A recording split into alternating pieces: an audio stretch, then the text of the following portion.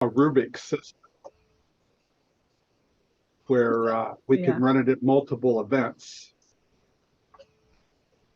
I think we talked something about this in our meeting for that. And if you don't mind to share, so today I actually wanted to go and talk about what happened in the known World Equestrian meeting at Pennsic. And primarily it really was like how to help our society with equestrian programs.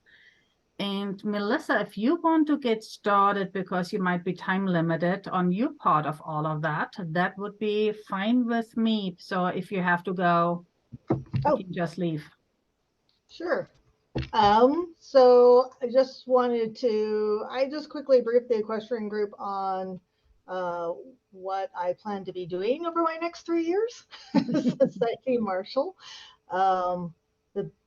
There's 3 major goals that we're trying to achieve, and the first one is updating all of the Marshal handbooks across the board and getting them online in a wiki and making them just much easier for someone who's doesn't know anything about the SCA to go to our website and have a clue about what we do.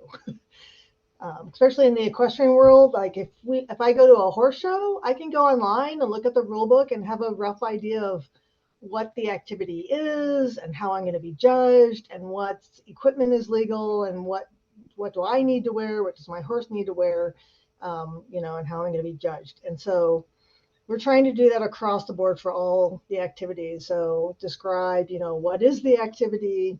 How do I do the activity? Then a section for marshals on how do I marshal the activity, and then another last 4 section on how do I administer the activity. So we're working on a template that all the Marshal handbooks will follow. And so once we get that ironed out, then we'll work on getting all the handbooks updated into that. So for equestrian, that's going to be a big change, because when we rewrote the handbook, the big change that we did last time, we intentionally wrote it a little obtuse. So people couldn't exactly know what we were doing, because that way they couldn't tell us we couldn't be doing something. But at the same time, it makes our handbook a complete mystery for anyone who's trying to figure out what we're doing. So we're working on clearing that up. The other major thing that I'll be doing is restructuring Capora and roles and responsibilities, so it better reflects how we marshal in the SCA today. So the Kingdom or Marshal and the Society Marshal should act like a project manager or program manager, where we have subject matter experts for each of the 7 Marshal fields, and they're experts in the fields, and they're the ones doing the day-to-day management of it. And me and the Kingdom or Marshals are more program managers, making sure that, we help them problem solve, or having, cross dialogues, or making sure that they're actually providing enough management and oversight to their fields. And a big chunk of that is we plan to institute a 2-person integrity rule. So for authorizations, you need 2 people experienced in that activity who need to sign off on that. So no longer will we have the Kingdom or Marshal be able to wave their magic wand and authorize anyone, regardless of the Kingdom or Marshal's experience. You actually have to have people experienced in that field certified that the person is safe to be in that activity. So that's kind of the big overhaul that we'll be doing. So for equestrian, they'll require quite a bit of work for the handbook, because it's going to be 180 degrees of the vague way we wrote the handbook before. Sorry for interrupting you, but will you also then put in, like, for that being knowledgeable about that activity, do they need to be specifically authorized to marshal that activity when it comes to special, both for the equestrian right now, when it becomes a specialty event? I'm authorized in mounted combat. Could I really teach that and authorize somebody else? Will the specialties for the equestrian require the marshal to be, to be authorized to be marshaling in it, or not just authorized to play in that activity? Oh, that's a good question. We've been struggling with getting the structure and the wording right just for the generic authorizations. So we'll go back and look at how it's written to see how that applies to specialty. For the general authorizations, we've kind of looked at it as you have to have one marshal who can authorize people. And then the second person can either be a marshal or they could be just somebody experienced in that activity. To say you have a second set of eyes that is helping evaluate that. So that would probably work okay with specialties because you'd have a marshal who's warranted to authorize people in that specialty. And then you need somebody else in that activity. So if you're doing anything that requires a special activity like mounted combat or jousting, you already have built in that third person. Okay. So because currently we only need 2 marshals for the initial authorization, and if it comes then to being authorized in jousting or anything after the games, we only need 1 marshal, not 2 marshals. So that will change. You would need, each kingdom can institute their own rules. So kingdom, no, I mean that, remember you have the SCA minimum, but you can always make them more strict. So some kingdoms already have a 2 marshal rule. Half the kingdoms don't have a 2 marshal rule. Okay. Ethelmark only has it for your initial riding authorization. Anything above that, so if you're already in the system and you want to have an additional authorization, and we have, for example, bareback as well. So you only need 1 marshal to sign it off for anything additionally. Right. So with the 2-person integrity rule, you need someone who can sign things off like the marshal, but you need a second set of eyes. Okay. So not just one person. So what we're trying to bring forward is in good safety processes in government and industrial companies, right? You always have the 2-person rule where you have 2 people are signing off who verify that, that activity is safe or that person is safe. And one of them is usually a subject matter expert. So we're considering a warranted marshal who can do authorizations is your subject matter expert in both content and processes. So you need a subject matter expert in both content and processes to sign off, and then you just need that extra person who's experienced in that activity to be that second set of eyes. To validate, basically. Yeah. Cool. Okay. Yeah. So yeah, every safety program in the world usually has so if you model and you follow that model, right, you'll have a subject matter expert and the experienced person, going through saying this is an approved safety certification, or we're approving this new person. And then the supervisor, which would be like the kingdom or marshal, or me as a society marshal, we basically are just verifying, yes, you followed the process. You involve the correct subject matter expert. We usually don't, we can be part of the process ourselves, but mostly our job is to ensure that the process was followed and the right experts and the right experienced people were involved. You were sounding like you were pushing the jousting down to the kingdom level now? No, the wood jousting is at the society level, and it will always stay at the society level. Okay. Yeah. Just making sure on that. Oh yeah, no.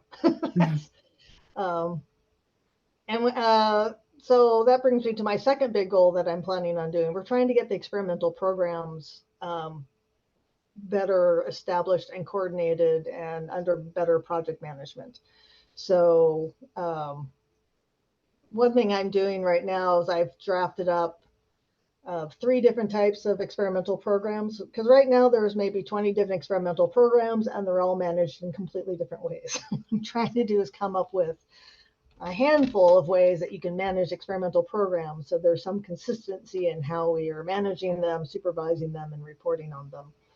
And so Equestrian actually was a fabulous leader in some of these thought processes. The wood jousting program was the first society-run authorization process that ever been done. So if you look at as a kingdom marshal, I would like to encourage some way to have a database on these things so that we can see who is authorized to do? Let's take wood jousting, for example. There is no database that I know of right now in Ontario. It's on the SCA.org website. Who is Under Equestrian. authorized? Yeah, everyone who's authorized and all the marshals. Okay. I actually did not know that either. So.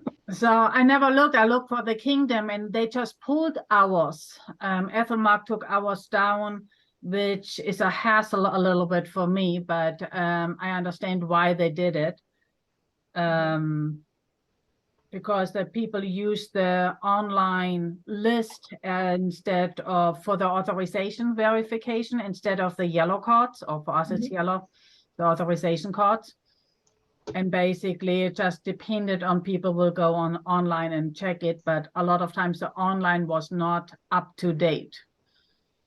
So you guys went backwards. So the other kingdoms are all moving to electronic authorization cards and getting rid of the paper ones. they basically say you get your card, or the email that you got authorized is your verification. Just take a picture of your card if you're getting it. The application forms are all online now. For me as KEO, I liked to look at the list to see we have champs coming up this weekend, who's authorized and who's not authorized, and what is all going on when I'm not doing authorizations. Nice. I put in the chat the link to the wood jousting participants, but if you go under resources, look under equestrian, go under wood jousting, and just follow the links, you'll get to that list. Thanks. I need to make sure that gets updated. Because it helps me when I'm planning to increase wood jousting here. That's one of my goals as just being a jouster. Yes. So one thing that worked out really well is the wood jousting program showed that if we have a centralized management of a higher risk, low number participation activity, it works, and we're able to support that. And so what I'm trying to do is take that thought and use that to help expand some other really cool and interesting things that people want to do. So for example, we just augmented there was a cut and thrust grappling program in the mid-realm. And they wanted to expand, but there are a lot of concerns about how do you expand that and not lose control over it, because typically experimental programs are done kingdom by kingdom, and every kingdom is basically doing their own thing.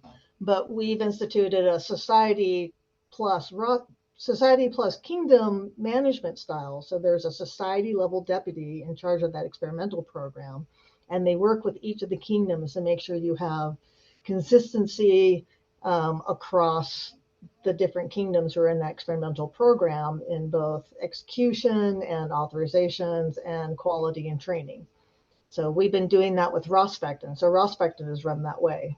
So each kingdom does it, and you're using the kingdom marshals, and the authorizations are recommended at the kingdom level, but the society deputy for Rospectin has the final say in just making sure that there's consistency and quality control across everyone involved in that program. We've moved the cut and thrust grappling program into that because there were a couple other kingdoms that were interested in it, but it's a moderate risk program that requires a much higher level of training to be involved in. So we said, hey, this model seems to be working. So, and the rebated blade program actually followed a similar concept when it was launched. It's having some of that society control, but they're also working with the kingdoms. And who's doing that when they're in that experimental program? Can I also find that in the SCA.org on the resources? Are they in there as well? Because we don't have like Rospectin really here. I think I'm one of the only ones doing it, and it would help to know where to go, maybe on how to consolidate with people and train together. So the experimental program rules and stuff are on the website under the horse area, under the equestrian area.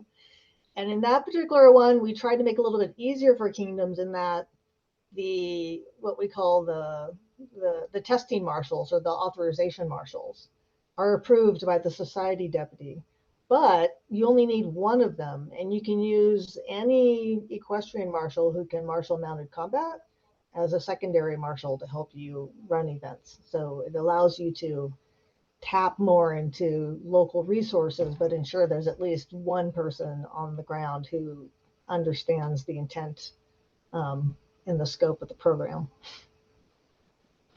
Awesome. And Apollonia, Mistress Apollonia, out here in the Outlands, is the current administrator of that program. Okay. Awesomeness. She's good with that. I mean, or in that, I should say. Cool. Awesome. And So that's the big thing. So that's two of the big things, and then the third one is I'm really working on getting more cross-martial best practices shared and ensuring that we get DEIA concepts into the martial handbooks. We haven't scrubbed the equestrian yet, but there's a lot of things in, especially armored combat and rapier, that are very non-friendly towards women and underrepresented groups and accessibility. So we're working on, I have a growing list of tweaks that we can do to make things just easier for people to come and play with us.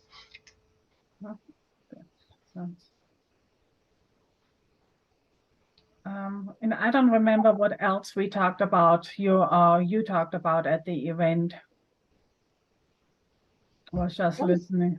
Those are the big ones. I'm really hoping that over the next couple of years we'll get enough data in, because it would be nice to mainstream Rossvectin. It's been going on for 6 or 7 years, and it's been fairly successful, especially with the Rawlings blades.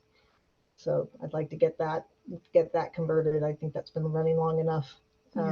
It's very centralized in your area. There's nothing really up here. Yeah. I think that's why I like having the society run and the society joint experimental programs, is that there's a lot of neat stuff out there we could do, but it's hard to get the numbers, right? So if you have it centralized like that, you can at least get it growing and solid in 1 or 2 areas and then slowly grow it out. I mean, if you look at wood jousting, we have 30 people doing it? But it's a pretty solid program. If we left it to just the kingdoms, it would die out. You'd never get the numbers for it. Mm-hmm. So something else we started last year, and I have not followed up right now. I think last time I followed up was like in May, and I kind of dropped the ball with that. We started to consolidate all the different rules from the different kingdoms. So when we have inter-kingdom events, we could basically look up, I'm going to Mid-Rome, those lance tips cannot be metal tip, or they can be metal tip, or depending, because we had some issues. Ethelmark doesn't have metal tips, and I think Middle or East had metal tips or so on their ring lances. I forgot which one it was, but so it was like, how do we look up what requirements we have if the kingdoms have specific rules?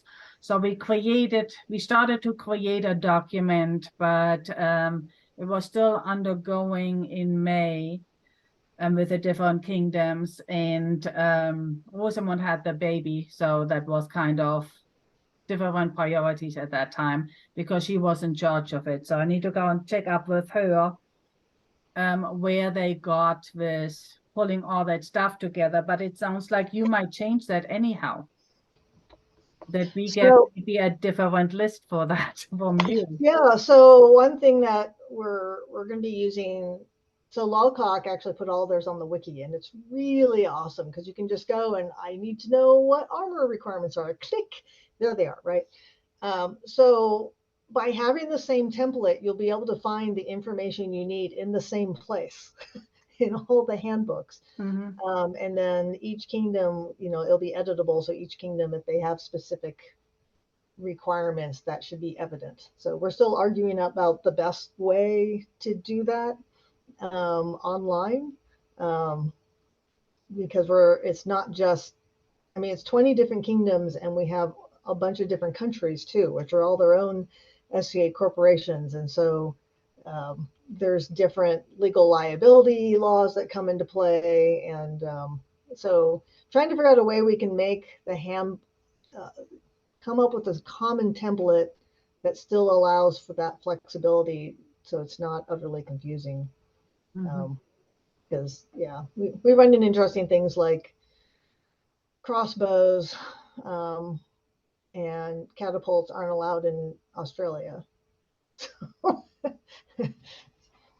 mean, So by country law. it's country law. Okay, interesting. So it's weird when you have rules that say, you know, a section on crossbows, and then there's a line that says crossbows aren't allowed in Australia. So we're trying to figure out how we can sort some of these things out. But I've got a fantastic IT team helping me out with this. So we're trying to figure out how to get it online, but also make it so it's maintainable for, you know, the non-IT experts in the future. And the nice thing about the wiki that they did with it is that you can actually, you just have a print to PDF. So, you know, I need a PDF version, and you just click the button and poof, and it updates all the numbers and cross links and everything. So what's the timeline for the rollout of this? So we hope to get this done over the next 8 to 12 months. And then, so I want to get the template settled in the next 2 or 3 months, and then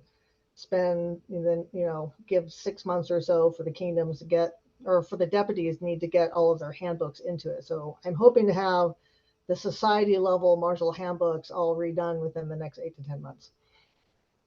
So if we're in the process of working on our equestrian handbook at this time, we should hold off. You might want to wait. Publishing it. Yeah.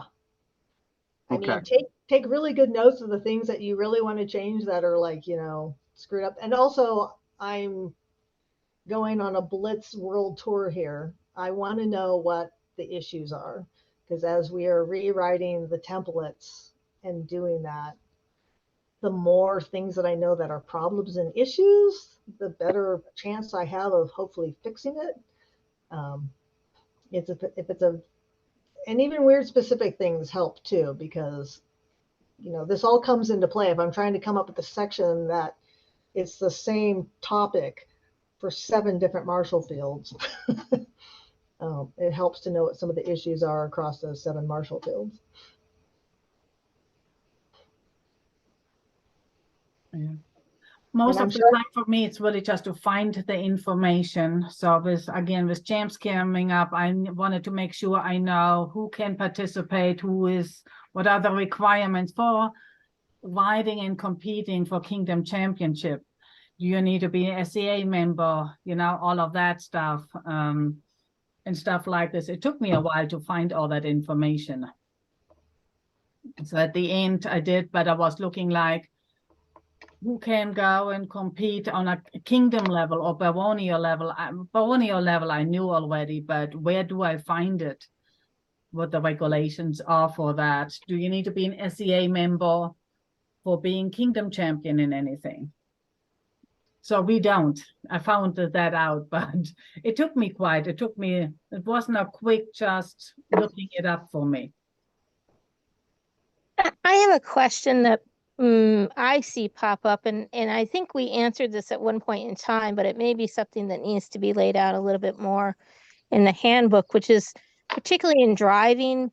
People always want to teach people how to drive, and I think we had decided that you couldn't give lessons, but I'm not sure. I think on official practices or events, it's not a riding lesson or driving lesson. And we're helping you with obstacles or weapon skills on a horse, but it cannot be the first riding lessons you get. I mean, we help and support maybe some techniques, but you need to be safe on a horse. That's what I thought as well. Unless it's different. But I could not tell you right now where that would be in the rule book. That's always been one of those things that I got taught since I do practices. It's not a riding lesson. You're not prohibited from giving riding lessons. We just discourage it because we don't want people showing up thinking that they're going to get riding lessons. Right. I think Atlantia puts it in their rules specifically, but there's nothing at the society level. Okay. Well, Yeah. that's good to know because usually that's my out. It's that we're not supposed to give lessons. But it does pop up, I think, more in the driving and maybe some of the beginning riding more than like, let's say, the jousting or something. So Yeah, there's lots of, hey, I want to get into horses, what do I do? Articles that were written. And a lot of them say, we're not here to give you riding lessons. Go take riding lessons, right? Somewhere else. But we teach basic riding at practices. And I mean, a lot of people will take students. And then at Gulf Wars, right? Sato and those guys teach a driving class. Mm-hmm. And we've given driving classes, how introduction to driving at Great Western War on several occasions. And for me, it is if it would come to jousting. So I give jousting lessons for people who never jousted before, but they can ride already. It's not somebody who never been on a horse before and they want to go jousting. So the horsemanship needs to be at a level already that they would be able to ride with a lance. Yeah, we generally encourage people to go take riding lessons elsewhere. We're not a riding school. amen. Yeah. Right.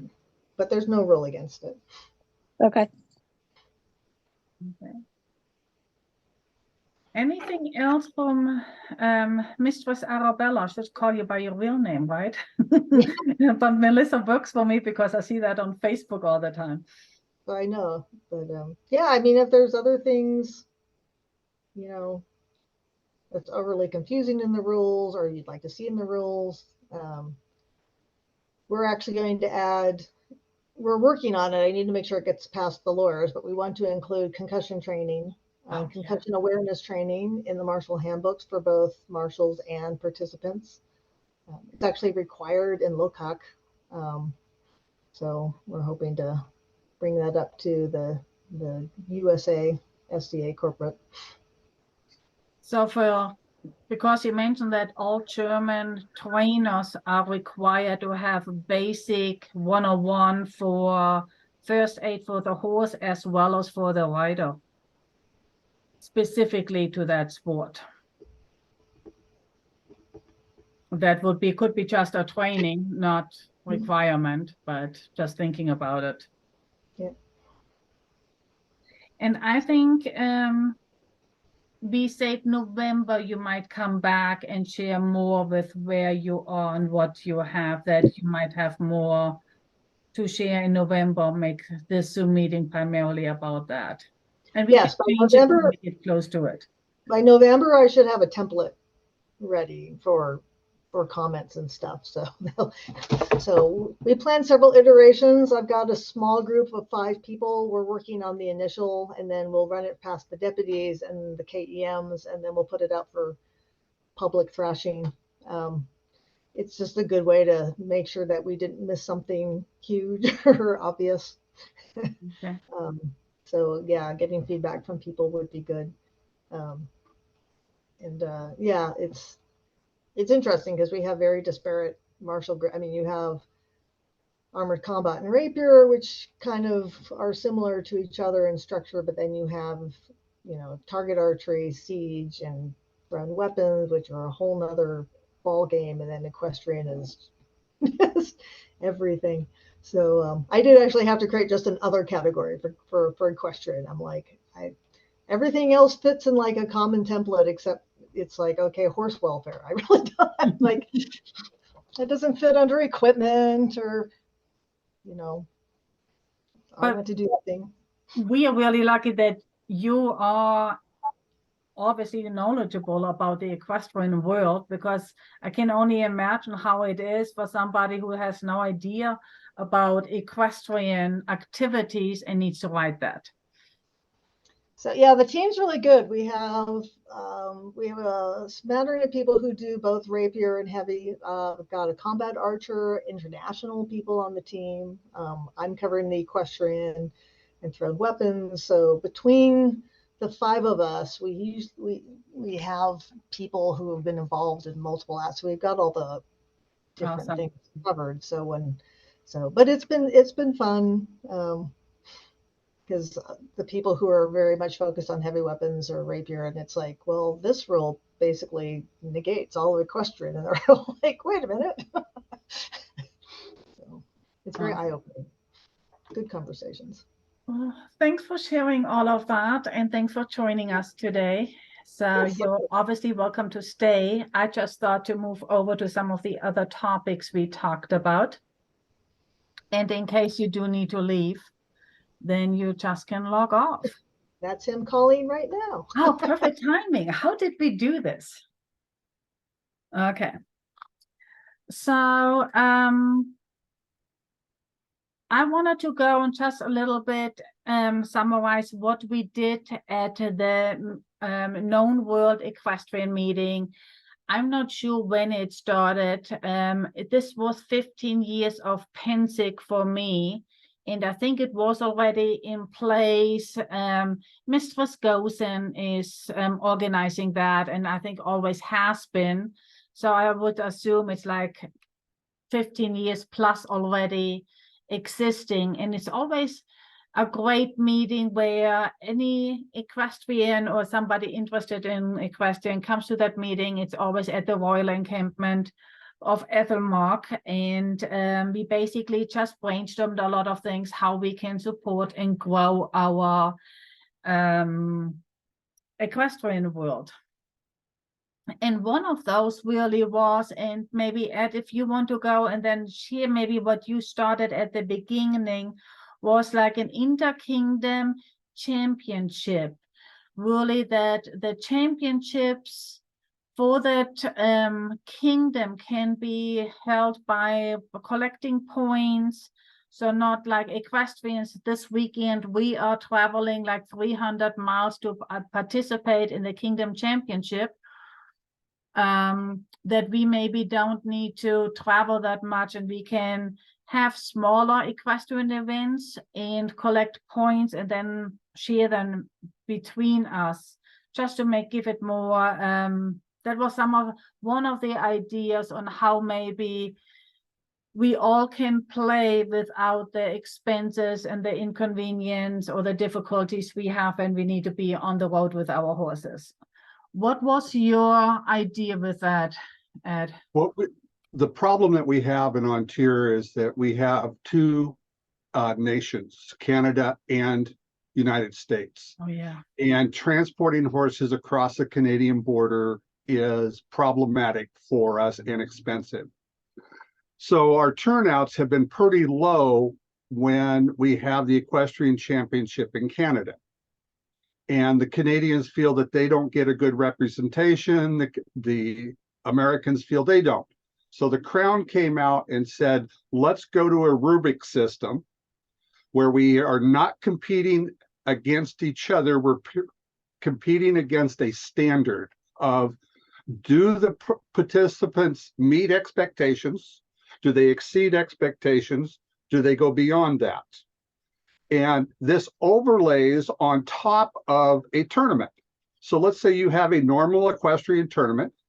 3 judges will show up from the Crown that will judge those equestrians against this rubric of how do they compare. And the point system will be given in, and the scores will then be given to the Crown to consider who they want to be their champion. On top of that, let's say that you are way out in the middle of Canada and you can't get to an equestrian tournament. You can set a field up within your own area, videotape it, send that videotape to the Kingdom Equestrian Marshal, who will then have 3 judges sit down, put a score to it, and that score will be given to the Crown. Also, if you're doing activities such as jousting, mounted archery, or other activities that we normally don't hold at tournaments, those can also be videotaped, put in, and again, we'll have the judges sit down, look at it, and give the scores to the Crown. Also, we are including in the championship now for all the participants, the marshals at each event need to record who are volunteering to help set up, who's volunteering to help tear down, who is volunteering to, support it, marshal it, those type of activities. And there is a 1 to 25 score that's given for volunteerism that spans the entire year. This increases our volunteerism. And then the Crown also wanted a historical aspect put into it, so people can basically submit the research that they've been doing in equestrian activities. And this also gets scored and put into it. And all those scores get compiled in December, given to the Crown, and the Crown will then make the decision on who they want as their equestrian champion. And on our 12th night, they will invest the new champion for the year. And of course, the champion, if they're not competing again the next year, will be one of the people that help do the scoring. I love that. Thanks for sharing that. If you do have any write-up on it or so and wouldn't mind to share this, I like this for what we do. Actually, I not on your standard, but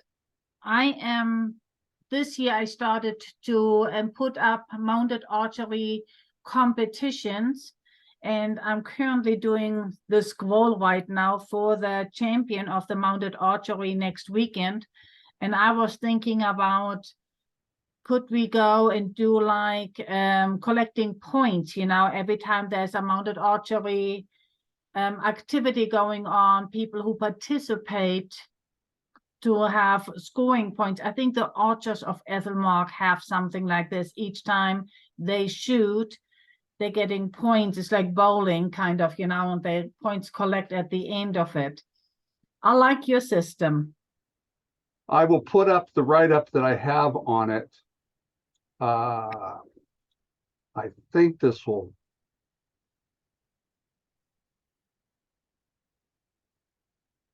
It got onto the chat. I think that's the right one. And then I'll put the rubrics up also. That would be absolutely awesome. Let's see if I actually can go. And this is our experimental. We're going to be adjusting this next year. And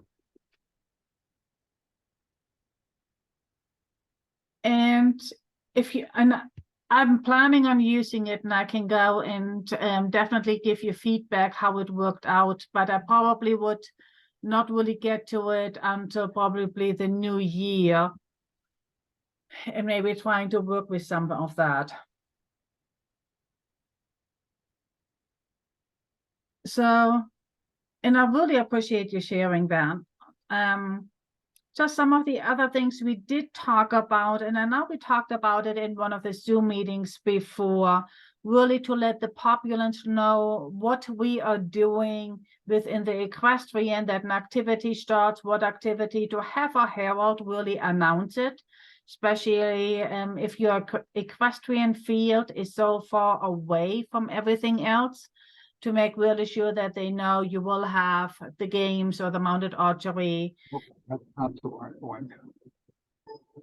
For that. And otherwise, we'll maybe try to have a meet and greet with your ponies, if that is possible to do and having it safe. Or I think mounted war games started and possession before the activity starts, depending on your site and regulation. If your horses are safe for that, have the equestrians go through the site, so have a possession before the activity, not just into court, really going that people see the horses and the riders and look glorious, basically, to entice them to come through the horse arena. And then if you can, and that's an idea what we got from Atlantia.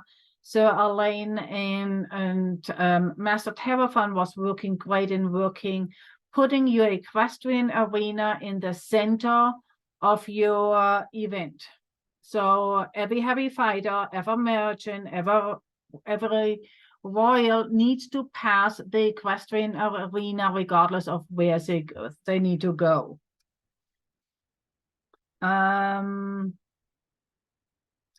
Doing gambling, betting.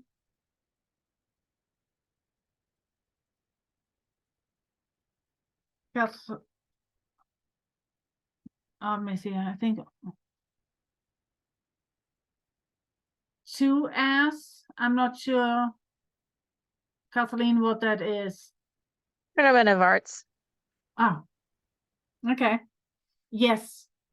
So Just go we ahead. had, yeah, so we just had, I don't know what it takes my child to raise a village or whatever they call it. And we had more horse stuff there than most horse events because people brought their TOA projects and they brought their horse games. Mhm. And that was really well received, and the royalty did comment on how much horse stuff there was there. So, you know, even if you physically can't get horses there, turn up with something else. And we talk about this as well, and I think we do this now at James. We did it a little bit in April at our QRC and Iris Festival here in BMDL, but to have golf wars, the calls us the page tourney, hobby horses and obstacles, and kids performing riding before the prince this weekend on hobby horses, basically. So the youth Marshal came up to me and was like, can we go and have kids, youth participate in the championship? So and they will get specifically favors, the crown will watch them, and they're basically following similar rules as we do for riding before the prince, but they're just using the hobby horses, obviously in a smaller little circles than, or riding a patch than we use with horses.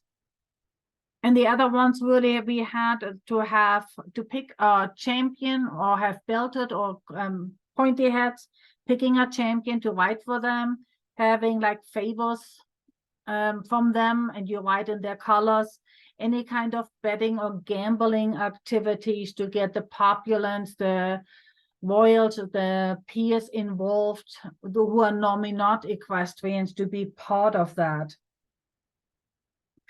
And then like really just having a lot of equestrian display on non-equestrian events, or like that page tourney, bring that stuff to non-horse event. And not SCA, but a friend of mine who just had a retirement party basically did little hand-pulled wagons with a seat, and we basically, so a human needs to pull it, it's not a horse-pulled little wagon, but we were sitting on it and did foam jousting on it. So little activities we maybe can go and do when it's not actually a horse event. Also, it's, I'm sorry, I apologize. In your wagon thing, we do this at some other events, but if you have an appropriate wagon and people can sit on it for photo ops, those are fabulous. Mm-hmm. And that was as well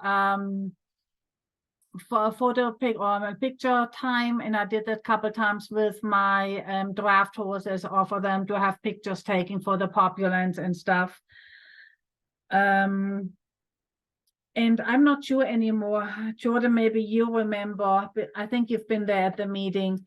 We said somehow to let your web minister know about your stuff. I only have web minister on here. Do you remember what it was, what we talked about?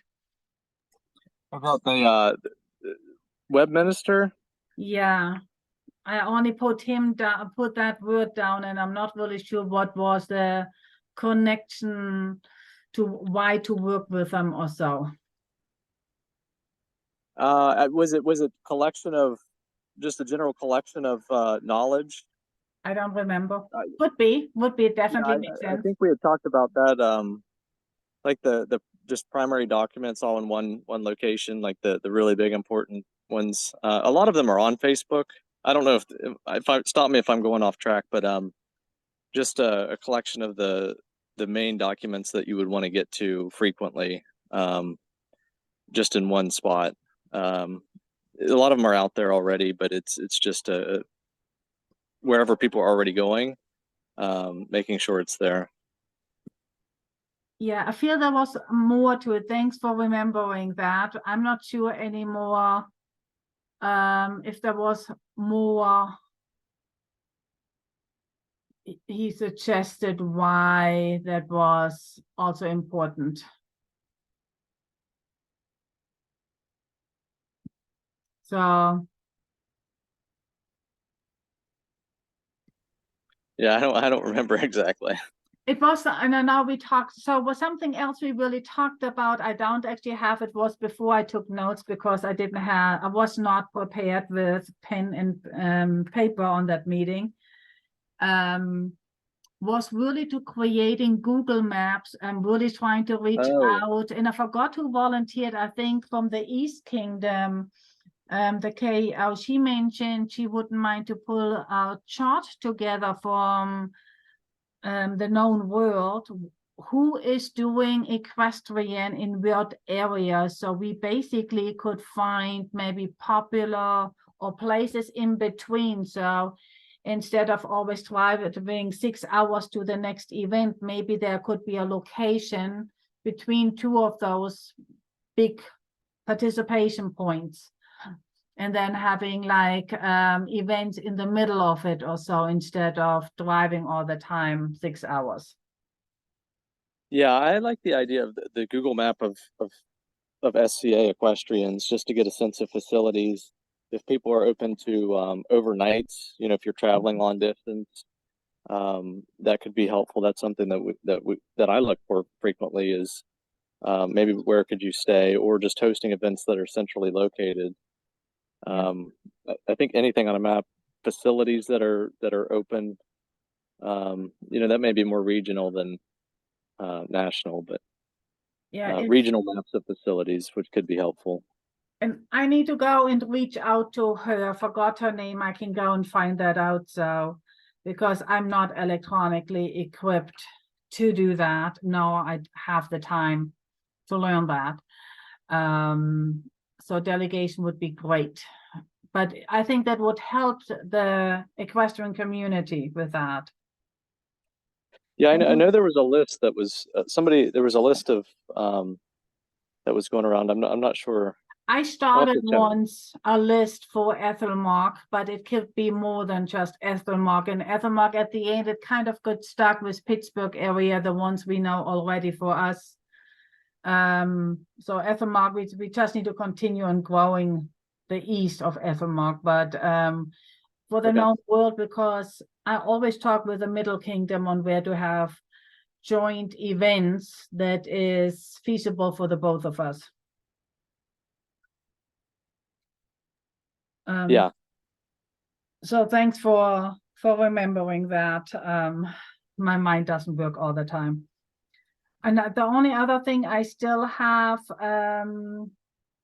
on here, like trying to get demos done in farm show, any kind of horse shows, or when if there's like an obstacle course or like a judge trail ride or something like this, to show up in GORP and do some of those things, maybe dressed in GORP, and for say, yeah, because most of our horses, I would suspect they can do it. I know mine probably wouldn't flinch if I do an obstacle course. They would walk through most of that stuff, or I don't think Mabel would have issues, but I never have. But really just to go and then be dressed up, say, yeah, we're doing these kind of things on the weekend. It's called the SCA. Give them the information and they could check it out if they wanted to. And I think that's the only things I had on my notes. If you remember additional stuff.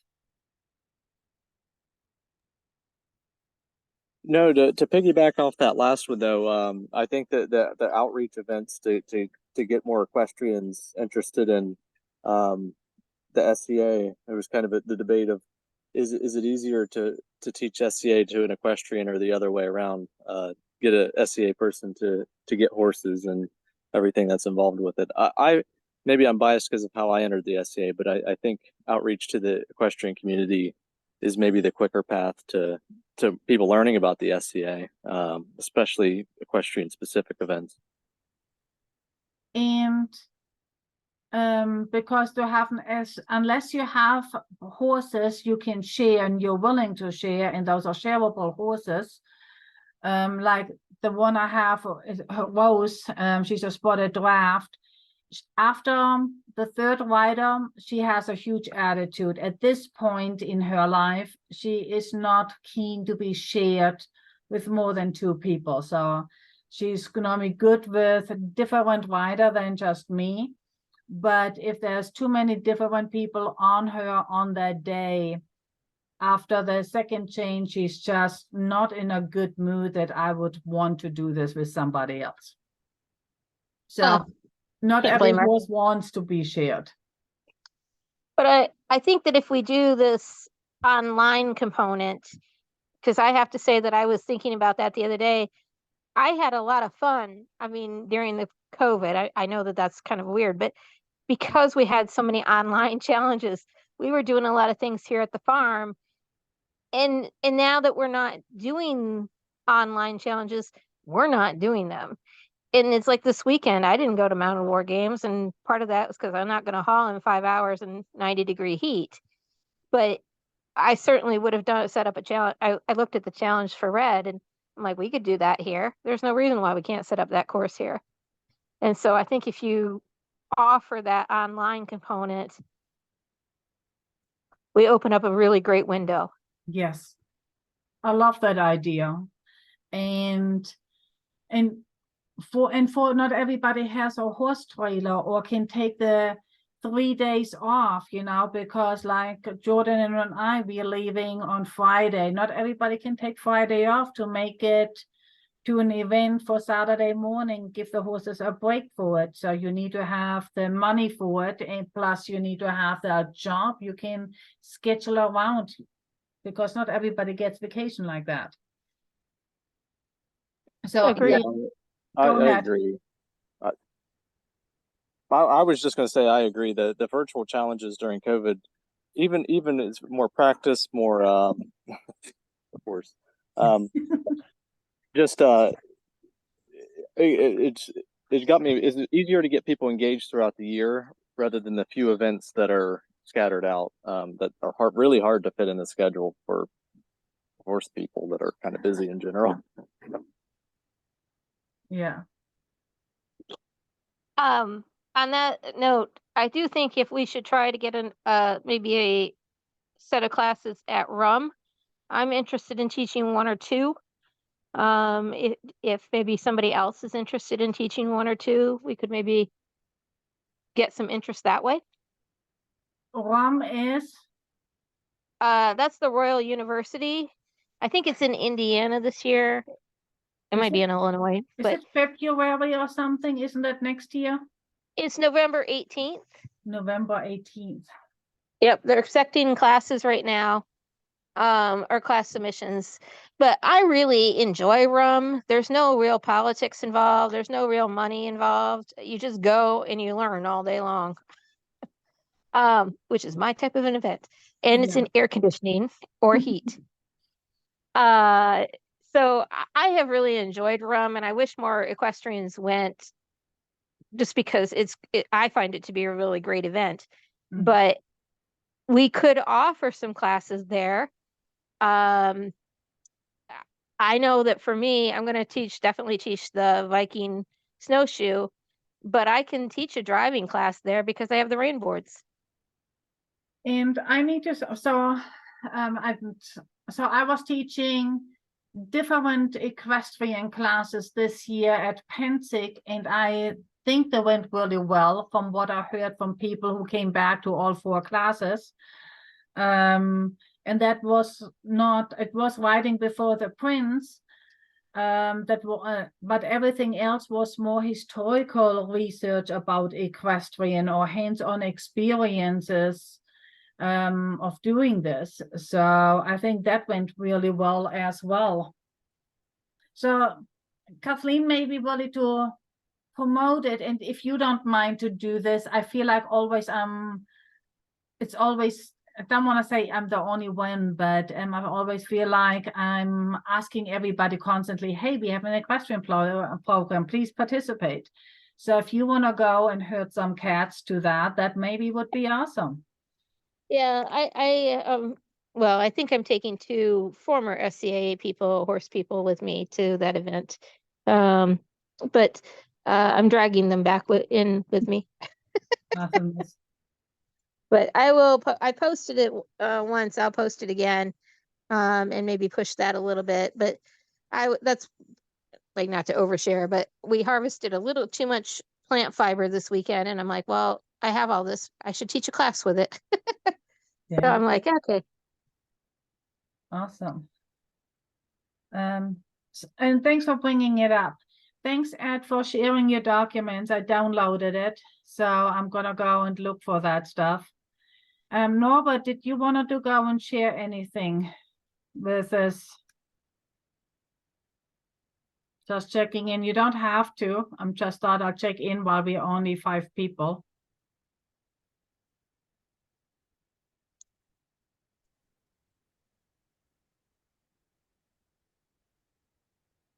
Okay. The other thing really was like for different topics to talk about. Last year in October, we did talk about insurance, and I can try to get the insurance lady back, especially since it's been nothing really at the policy change, it's the prices changed. But if that is of interest, I can try to have another group about insurance. Something else for us, I actually thought to bring up us as an Ethelmark, because we no longer do any kind of paper trails when it comes to authorizations completed, and how to keep track of authorizations done. Because some events, especially if I do this in a riding facility where 10 riders of that riding center participating, really to go, oh, that's okay, no, but no worries about it. Where really to start, I started for me to have a spreadsheet basically. So if I host another practice where maybe get started this mounted archery, last time there were like 20 people who showed up, we did this. For me to keep track who I authorized, because now it's all online, so we don't have any papers. I started just to create documentations for me, so when they come in, especially if I don't know the people, and say, hey, so it's an online for, I need to approve that they got authorized in that discipline. If they're doing it 2 weeks later, I will not remember their names. So I basically wanted to make sure I know who got actually authorized and was safe in that discipline, and who maybe I said, maybe you need to come to a couple more practices before you could get authorized. So these were just a couple little things, but I don't know if any other kingdoms have the same issues, that there is no more paperwork to be filled out. We used to have authorization form, and then you could make a picture of it, or you kept a copy of it, which we don't have anything like this anymore. Or you at least knew you signed it. They couldn't just go online and say, hey, I was one of the 20 riders. Not that somebody would do this, but playing devil's advocate, that they maybe want to be authorized even if they maybe wasn't ready for it. I'm not sure where anybody else is with that. Ontario is still using a authorization form, and the Okay. bottom portion of it has a card that we cut off, and that goes to the individual so that they have proof that they're authorized. And on the back of the form is the equestrian waivers that they have to sign. So all that goes into the database deputy that records it into our database. So we've got the database, plus we also have the cards. Okay. We used to, not anymore. So that Oh, stopped really? beginning in January. There's nothing, and I still continued with papers, and people were not happy because it gave me something to hold on to. So I can fill it out and I just could keep it, but why to do it twice? And especially they don't have to do it anymore. They literally just go to an app, fill out, and then I get an email, do you approve or accept or not? And if I don't know the person and there's just a name, I will not remember. After an activity with 20 new people or 10 new people, I don't remember their names. And I just wanted to make sure I know who is supposed to get authorized officially or not. So, and I don't know if anybody, I know Kathleen, you don't do authorizations. And Jordan, I don't think you needed to do any authorization since we don't have paperwork. No, I don't. I haven't, but I've seen the like the approvals come through an email. I don't know if that's part of that, right? And then you basically, and they I think came they to were me paper first, and and then I sent it to you. So thanks, Kathleen. Got it. Yeah, that's basically what it is. But if you remember that archery practice we had, there were like 18 new people. yeah, that was on that was still the paper, and that would have been a lot of that would have been a lot to remember between when they came through online and when you actually did the authorization without the paper. Yeah. Okay. So otherwise, I had nothing else for today. I'll see if I can get my stuff together, maybe type some of those suggestions up and maybe create like an idea board. I'm not sure. I don't know how to do wiki. Maybe I should go and get into that and really just go and how ideas for the next event, type something up for everybody just to check in case they needed to. And otherwise, if you have nothing else, I'm gonna go